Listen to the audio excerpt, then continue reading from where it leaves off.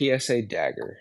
This is the full-size SX. So what that means is the full-size S frame with a 4.5-inch barrel slide. The full-size S is a 4-inch, which ends at the frame, and we obviously have it in Ranger Green. The only things I've done to this gun are I changed out the sights to whatever the heck they're called, a Mariglow, whatever. I threw on a 507C and a Surefire X300.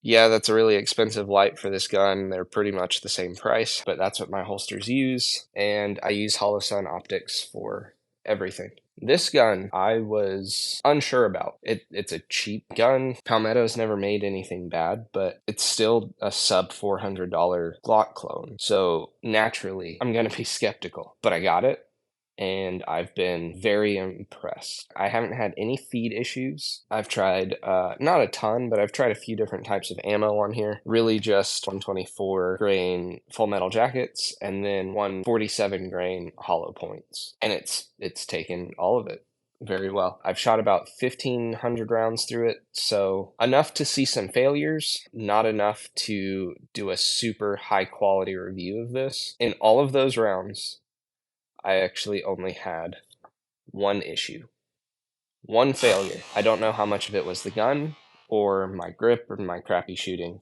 I don't think it was my grip, but that is a possibility. But I haven't had any feeding issues with the Magpul PMag 17s, including the ones that have the Arredondo +5 extensions. I haven't had any trigger issues. I'm not the biggest fan of this trigger because I do prefer a flat trigger, but I haven't had any trigger issues.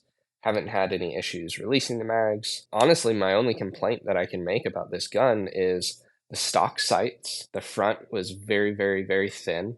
I wasn't a big fan of that, and it's just black. If you like that, then great. And some people say, well, why does it matter? You have a red dot.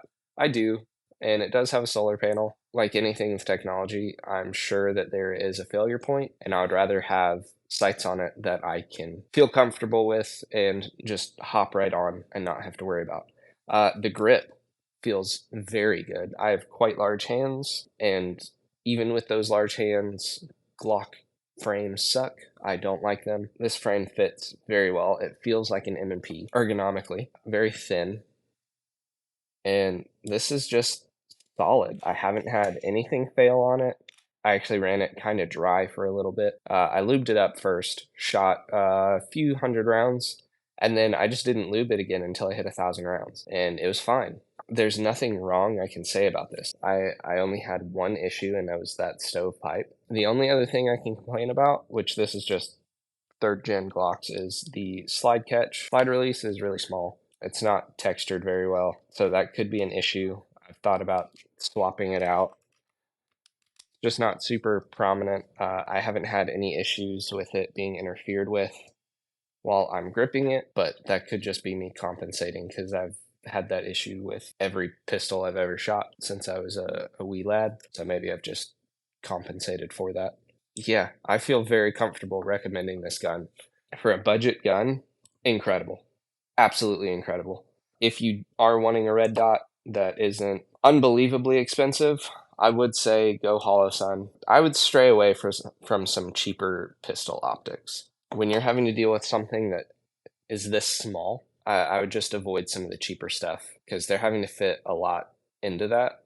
They can kind of whiff it on some rifle sights, but I would say don't go any lower than Holosun. I actually really like Holosun. They're on all of my guns. I've never had an issue with them. Anyways, yeah, nothing's backed out. I haven't had any of these pins back out. I haven't had my trigger pin back out. I really like how defined these are. I don't even know what Glock calls them, but I really like how defined they are over my Glock 19. They're very difficult to get off on my Glock 19X. If you've been looking at a PSA Dagger and you're just not sure and you think that it's really cheap and you're a little unsure about it and why would you get it over just going with a Glock or whatever, I would say try it. Now, this is a one-of-one sample. I feel very confident with this gun and recommending it.